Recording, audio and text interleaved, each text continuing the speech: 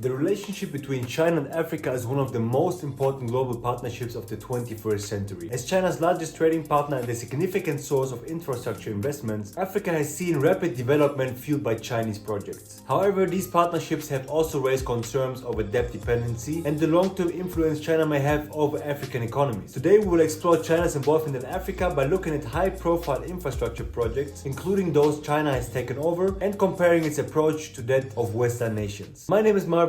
I've been living here in Nairobi, Kenya for the past year and a half, and I've been closely following the continent's developments, the significant changes, and the investment opportunities you can have here on the ground. So let's dive into the topic and start with the bigger picture and what China's strategic interest actually is. So before we dive into the specifics, it's important to understand the broader strategic interests that drive China's involvement in Africa. Africa is rich in natural resources, which China needs to fuel its rapidly growing economy. But beyond resources, China views Africa as a strategic partner in its Belt and Road Initiative, a global infrastructure project aimed at enhancing trade routes across the world. Africa is crucial to this vision, both as a supplier of raw materials and as a growing market for Chinese goods and services. China's presence in Africa is also about gaining political influence. By offering loans and development aid without the same political strings attached as Western nations, China has been able to build stronger diplomatic ties with many African governments. This in turn gives China leverage in international institutions and helps solidify its global influence. During my time in Kenya, I've witnessed firsthand the growing Chinese influence. I attended trade fairs such as the China-Kenya Trade Fair, where Chinese manufacturers showcase their products, actively looking for trading partners here in Kenya. These fairs, organized by Chinese organizations, were part of a larger effort to foster trade relations across the continent. It was clear that these events were part of a broader strategy to embed Chinese companies in the African economy. I also visited Chinatown here in Nairobi, where Chinese businesses and migrants have set up a community and integrated themselves into the local economy. Chinese built infrastructure and businesses were everywhere, contributing to Kenya's development, while also raising questions about dependency. So China's most visible contributions in Africa come through its infrastructure projects, including railways,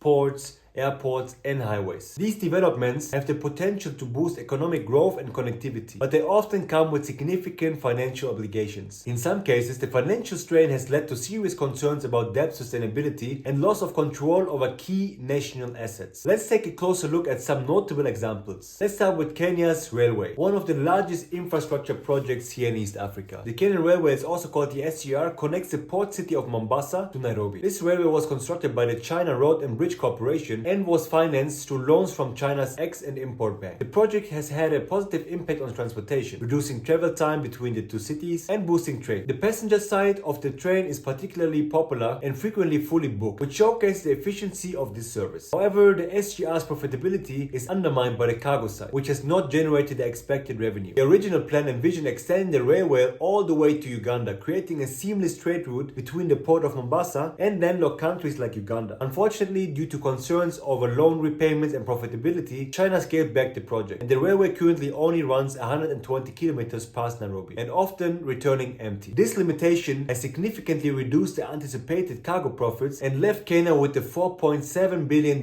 debt, raising serious concerns about how the country will manage its repayment obligations. This situation exemplifies a broader challenge in China-Africa infrastructure project. While the immediate benefits are visible, such as improved transport, the long-term economic stability and debt burdens present major concerns. The reduced cargo potential of the SGR has forced Kenya to reassess its plans, raising the question of whether the country can fully capitalize on the project's potential. Then let's have a look at Uganda's International Entebbe Airport. Uganda's International Airport has been a focal point of controversy in recent years. In 2015, the Ugandan government secured a loan of approximately $200 million from China's Ex- and Import Bank to expand and modernize the airport. That was crucial for the country's tourism and trade sectors. The project aimed to accommodate increasing traffic and improve Uganda's international connectivity. However, this loan came with strict conditions. In 2021, reports surfaced that Uganda risked losing the control of the airport to China if it defaulted on the loan repayment. Although both Uganda and China have since denied the possibility of a direct takeover. The agreement includes clauses that allow China significant influence over airport revenues until the loan is repaid. This raises concerns about the extent to which Uganda retains control over one of its most important national assets. While the airport's expansion has certainly improved Uganda's global standing, it has also put the country in a vulnerable position where financial missteps could lead to the forfeit of a critical piece of infrastructure. The Entebbe airport case serves as a reminder of the potential risks tied to Chinese loans. While the projects themselves can be transformative, the repayment conditions can sometimes lead to significant loss of autonomy over essential assets. A key aspect of China's involvement in Africa is its unique business model. Unlike Western nations, which often provide aid with political conditions attached, China offers infrastructure investment in exchange for long-term financial agreements. This approach can be seen in projects like the Nairobi Expressway, for instance. The Nairobi Expressway is a prime example of how China does business here in Africa. The expressway was financed, built, and is currently operated by the China Road and Bridge Corporation, and the deal allows them to collect toll fees from the road until 2049, after which ownership will be transferred to the Kenyan government. This model is known as the Build, Operate, Transfer arrangement. While it allows Kenya to benefit from modern infrastructure without immediately paying for the entire cost, it also means that Kenya has little control over the expressway for the duration of the arrangement period. This model is used widely in China's African projects because it allows China to maintain operational control over key assets while benefiting financially from tools or usage fees. Once the concession period ends, the infrastructure is transferred to the host country. This approach helps alleviate the immediate financial burden for African governments, but it also means that China has significant influence over the project during the operation phase. One of the reasons China has been able to build such strong relationships in Africa is a different approach compared to Western nations. Western countries often provide development aid tied to political reforms such as improving human rights or reducing corruption. In contrast, China offers no strings attached investment. This means African governments can access funding without needing to meet external political conditions, making China a more attractive partner for many nations. Western investments also tend to come in the form of grants or aid packages, whereas Chinese financing is usually structured as loans. This has led to concerns that African countries are taking on unsustainable levels of debt. Western countries, on the other hand, have been more cautious about lending large sums, partly due to concerns about governance and the ability of African nations to repay. Another key difference is the focus of the investment. Western nations often prioritize humanitarian aid, healthcare, and education, while China focuses heavily on infrastructure and specific industries such as mining. This difference in focus has resulted in faster, more visible results from Chinese investments, but has also led to criticism that China is primarily interested in extracting Africa's resources for its own benefit. In conclusion, China's impact on Africa is a double-edged sword. On one hand, Chinese investment has provided much-needed infrastructure, created jobs, and boosted trade. On the other hand, the debt burden and the potential loss of sovereignty are significant risks. The Build, Operate, Transfer model exemplifies how China structures its deals, allowing African countries to benefit from new infrastructure while also leaving them dependent on China for decades. While Chinese investment is helping to shape Africa's future, it's crucial for African governments to carefully manage these relationships to ensure that the benefits outweigh the risks. What remains is clear, that China's influence in Africa will continue to grow, for better or worse. The key question I have now is how can African nations ensure that this partnership is mutually beneficial in the long run? Do you think these projects are a boost for Africa's development, or do they come with too many strings attached? Let me know in the comments down below and watch some of the other videos I put here to get more insights on Africa's development.